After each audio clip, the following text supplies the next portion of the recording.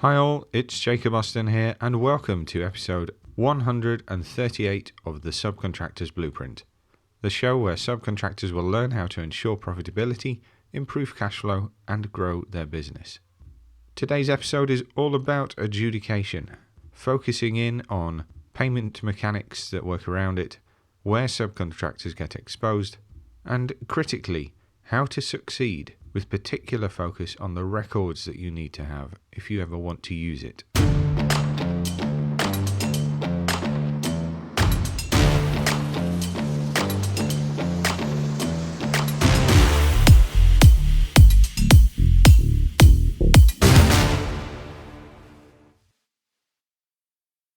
Now, let's start with where we are in the industry right now. Insolvency rates in construction have been climbing steeply. Payment disputes are up, materials volatility, tight margins and supply chain pressure have stacked up across multiple contract tiers. And I think that pressure lands the hardest on subcontractors. You're the furthest from the client's money and you're the closest to the end of the payment chain. In that environment, knowing how to protect your cash flow isn't an option. It's something you need to do to survive. And adjudication is the tool that law gives you to do that. The problem is that most subcontractors treat adjudication like it's a nuclear button, something you only reach for when everything else has failed, when you're 6 months into a dispute, when relationships are broken down completely and the money has been gone so long you've forgotten what it felt like to have it. It's that attitude that makes it feel as big as it is. And arguably it's the wrong way to think about it. Adjudication doesn't have to be a last resort, it's a commercial lever. And the subcontractors who understand it early, who build processes around achieving it, and critically keep their records in a way that would survive a 28-day adjudication timetable, those subcontractors are the ones that get paid. The rest are just there to argue about it. Under the Housing Grants, Construction and Regeneration Act, the Construction Act as we all know it, specifically Section 108, you have a statutory right to refer a dispute to adjudication at any time. You don't need permission from the other side. You give a notice, an adjudicator is appointed, and you're into a timetable that typically produces a binding decision within 28 days.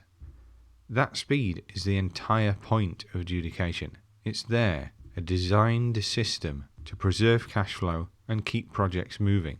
The adjudicator themselves is usually a subject matter expert, a senior QS, an engineer, a solicitor with construction experience, and their decision is binding unless and until it gets turned over by either arbitration, litigation, or a binding agreement between the two parties.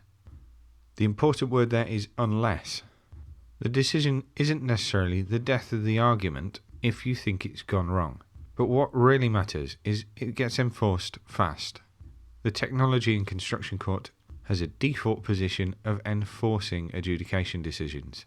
That was established back in 1999 in the McCobb versus Morrison case to confirm that adjudications and their decisions are binding and they must be complied with, which means you have to pay now. If you want to carry on the argument, you do it later. That hierarchy is there to protect cash flow, and it protects you as a subcontractor, provided your process meets the grade. There are two routes through adjudication that you need to understand. The first is known as the smash and grab, and the second is the true value adjudication. They're not the same thing, and understanding the difference is worth real money. A smash and grab adjudication is about enforcement of a notified sum, a payment that hasn't been made in time, a payment notice that hasn't been given in time. Whether you're working under JCT, NEC, or just the construction scheme itself, there are strict deadlines for the payer to issue payment notices and then pay less notices. And if those deadlines are missed, or the notices are invalid, then providing your application meets the requirements, that must be paid in full. And if the contractor doesn't pay, smash and grab adjudication is the process to get your hands on the money. The Court of Appeal confirmed previously in a case between S&T versus Grove that if a payer fails to serve a valid pay less notice, they must pay the notified sum first, and later they can pursue a true value adjudication. That underpins the rule of pay now, argue later. That means that you should get cash first before the real argument about how much the job is worth is revisited under a true value adjudication. Now, the Lidl versus 3CL case has redefined that boundary a little bit because the court confirmed that other disputes can be ruled on in parallel, such as defects claims or extension of time issues, provided that they're not just a revaluation of the same notified sum by the back door. And the court scrutinises that. So if the payer tries to dress up a true value argument as a defects claim just to avoid paying first, then the court won't give it time.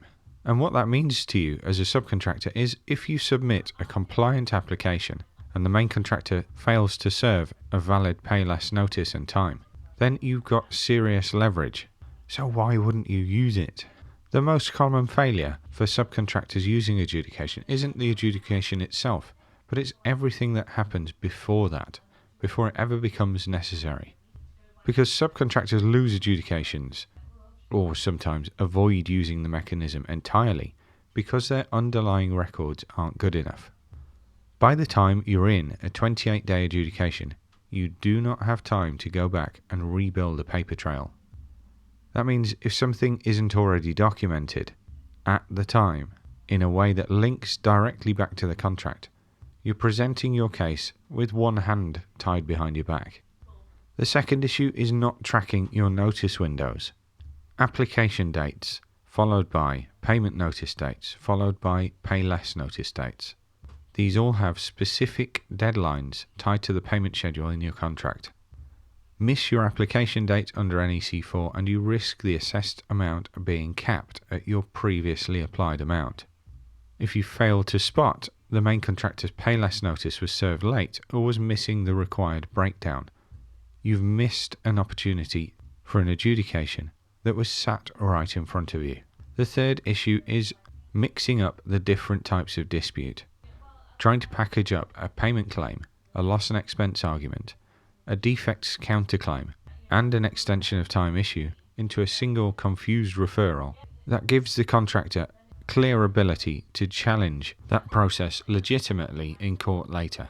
The best way forward is to keep the streams clean and to know which dispute you're referring and on what grounds. Let's just talk about a realistic scenario.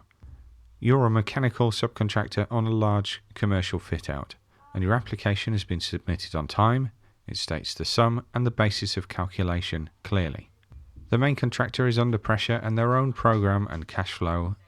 A month end passes without a valid payment notice. Their deadline is gone. You're owed $180,000. They've paid $40,000 on account and just gone quiet. If your application is compliant, if it clearly states the sum and the basis of calculation, and you can prove it was served correctly and on time, you have the makings of a smash and grab referral. You go to adjudication, you claim the notified sum, you win. That means they have to pay. Then, if they want to argue the true value was lower, they do that in a subsequent adjudication. But they have to hand over the cash first. That's a scenario that plays out regularly. But it only plays out if your application was right in the first place, if the sum wasn't clearly stated, if the basis of calculation was some vague summary, and you can't prove when and how it was served, any one of those gaps, and your leverage disappears. How you protect yourself against this is all about your discipline. You have to apply that discipline consistently on every job and every payment cycle, not just when you think a dispute might be brewing. Always. Start with your application. Every payment application needs to state the sum you're claiming and the basis on which you're claiming it. It shouldn't be a reference to last month's figure, adjusted upward for amounts in the period. It needs to be a clear, traceable breakdown. For NEC, that means a basis of calculation that mirrors the defined cost logic for your option. For JCT, it means a valuation tied to the interim valuation rules for the subcontract. Your application also needs to serve as a default payment notice in a statutory sense. That means it needs to be fully calculated out, deducting any discounts, any retentions, and adding VAT right at the end so that you've got a clear amount that should be paid. If it's clear enough like that, you're starting from the right place. Then track the cycle. Know your application date, know when the due date falls, know the payment notice window and the pay less notice window. Put it all in a tracker, a spreadsheet, a calendar, whatever works for you, but know the dates. If a pay less notice isn't served on time, then flag it immediately. Don't wait and see. Don't wait for the window to close and your leverage to disappear. These are the records that you need for a successful smash and grab adjudication. These are quite straightforward and easy to collate as you go. When it comes to the true value adjudication, the picture needs to be a lot bigger and a lot more all-encompassing. Records need to be contemporaneous and traceable.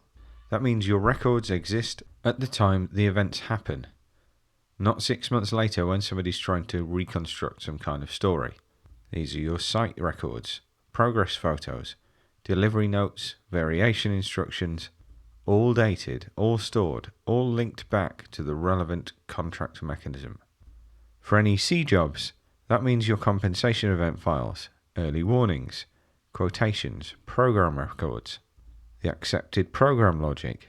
For JCT jobs, it means your instruction register, your confirmation of verbal instructions, your variation files with notes and variation build-ups, and information on EOTs if time is in dispute as well. Let's just dig into that a little bit deeper. Let's get specific about what contemporaneous records actually look like in practice. You've probably heard 100 times to keep good records. It's easy advice to give, but you need to know what that is to be able to build good records and why. The word contemporaneous is used a lot in the dispute setting.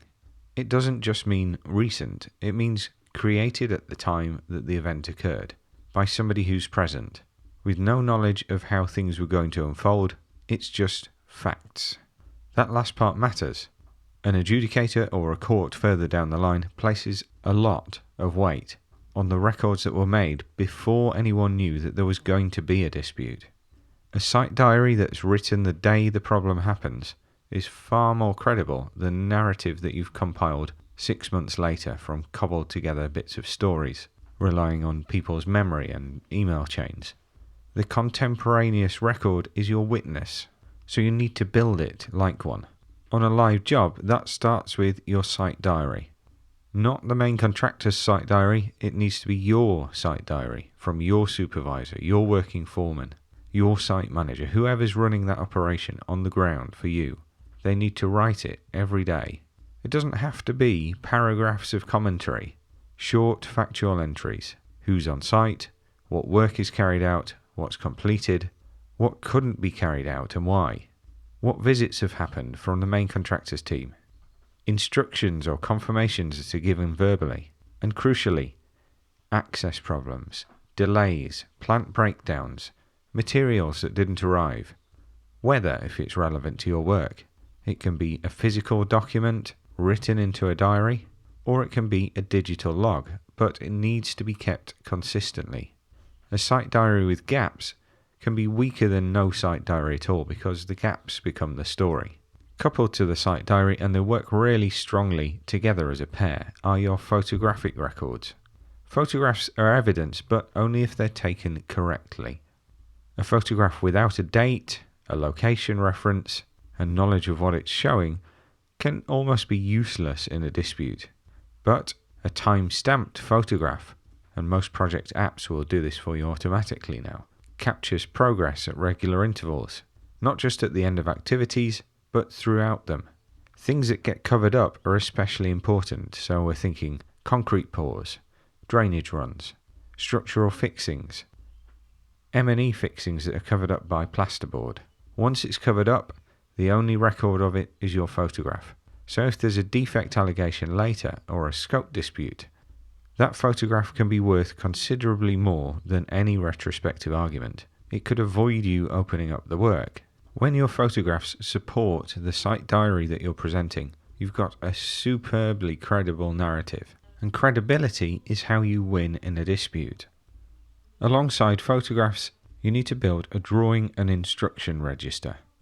Every drawing you receive, you log it.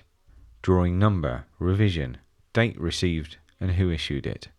Every instruction, written, verbal, emailed or otherwise, log it.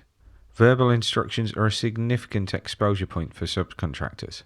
The best way to combat them is to confirm them back to your main contractor in writing. That puts the onus back on them to confirm what you're saying is the truth, or to deny it, or anywhere in between. If the contractor doesn't respond to your confirmation after 2 weeks under a JCT contract, that confirmation of verbal instruction is as good as a written instruction. Just think about that. It's a simple email that you could write in minutes. If you don't do it, you're potentially costing yourself thousands of pounds of cost recovery from your contractor for the sake of 2 minutes of admin. You can even dictate the email on your phone, which is even quicker than typing. Why wouldn't you do that and protect yourself, protect your recovery, protect your cash flow, and protect your business? Digital records count as well, whether it's from a common data environment where all the drawings are stored, amendments to models and outputs, digital dashboards. You can use those as well, but for these you need to have context as well. You need to explain why it's relevant to your contract. A data export without the context doesn't help an adjudicator, but a clear bundle of information with a bit of written explanation that explains how to navigate it can really strengthen your case. A final kind of record that's worth mentioning is the program. If you produce your own programs, then make sure that your critical path is straightforward to follow, that when you make changes to it and say this impact happened because of this event, record them in a log so that you can trace cause to the effect. Show on them the dates when other people are supposed to do things like hand over an area to you, provide you with a drawing. When those dates aren't met, it makes it easy to justify your extension of time request. If you don't produce a program, you can always take a copy of the contractor's program and annotate it yourself. This activity that should have started here started on this date. The contractor didn't issue a key piece of information on this date. Because of that, all of the following on events have now been delayed. When the contractor gives you revisions of the program and it shows changes to your critical path of work, make yourself a little written explanation of what changed and what caused the change. If you sign and date these documents and get into a regular habit of doing it, then you're creating another one of those contemporaneous records that's going to hold a lot of power when it comes to settling on your extension of time. And as I say, you might not know at the time of writing those notes whether there's going to be a dispute at all. But if you get bitten, if you end up in a dispute and you've not taken that kind of record, you'll really, really wish you had. There's a final point to make, which is about how you serve your notices. This will differ from contract to contract, so you need to examine each of your subcontracts and make sure you're writing notices to the right person and delivering them in the way that it says in the contract. And what do I mean by that? Well, modern revisions of contracts will allow electronic service, but they'll specify an email address that electronic service needs to be issued to. If you're issuing hard copies, it will tell you the name and address that you need to send those copies to. They may need to be registered delivery or delivered by hand. Each subcontract will specify the method that you need to follow. If you serve incorrectly or to the wrong address, a notice that could otherwise have been perfect can become invalid. And one final record is to keep proof of service for everything. That means when and how you issued it. Time-stamped, stored away, kept in case you need it. If you ever end up in an adjudication, ask yourself this question, and do it now if you're not in one for good practice. The question is, could a third party, somebody who's never seen the project and doesn't know anything about it, follow the chain of events from the information that I've got, from the start of the contract through to the sum that you're claiming, through to the extension of time that you want, using only your documents in 28 days? If the answer to that question is no, then your records need work, but you should now have a good idea of how to go about setting them up. So to sum up the key learning points from today's episode, adjudication is your statutory right under your subcontract and under the Housing Grants and Construction and Regeneration Act. You can refer a dispute at any time under the Act. You don't need the main contractor's permission, and the decision should come fast. The smash and grab route, as it's regularly known, is adjudicating for the notified sum when a pay less notice or payment notice hasn't been served. It's one of the most powerful cash flow tools available to subcontractors, but it only works if your application's compliant in the first place. Pay now and argue later is one of the overarching principles, meaning if a decision's made in your favour, the contractor has to pay you. If they want to argue, they do it later. The courts will enforce that view, so if you have the notified sum on your side, then to protect your cash flow, adjudicate promptly and don't wait. Keep different types of dispute clean and separate from each other. Payment cycle, valuation, defects, extension of time. They all interact with each other in terms of sums of money, but they're different claims, so know which one you're running and why. Finally, and most importantly, your records are your case. Contemporaneous, traceable, and contract-correct records are your friend in adjudication. If the records that you've got can't be read as a standalone narrative by somebody who doesn't know your project, then it won't survive adjudication scrutiny. So build the discipline of getting it right, because if you need it, you'll thank yourself later. I hope that helps. My mission with this podcast is to help the million SME contractors working out there in our industry. If you've taken some value away from today's episode, then I really need your help to share the show and pass that value on to somebody else who'd benefit from hearing it, so that I can help as many people as possible. And thanks for tuning in. For more information about what I've spoken about, and for other podcast episodes, you can find me at subcontractorsblueprint.uk. And we're also on all your favourite socials at Subcontractors Blueprint. And remember, miss the contract detail and the commercial risk falls on you. Thanks all. I've been Jacob Austin, and you've been awesome.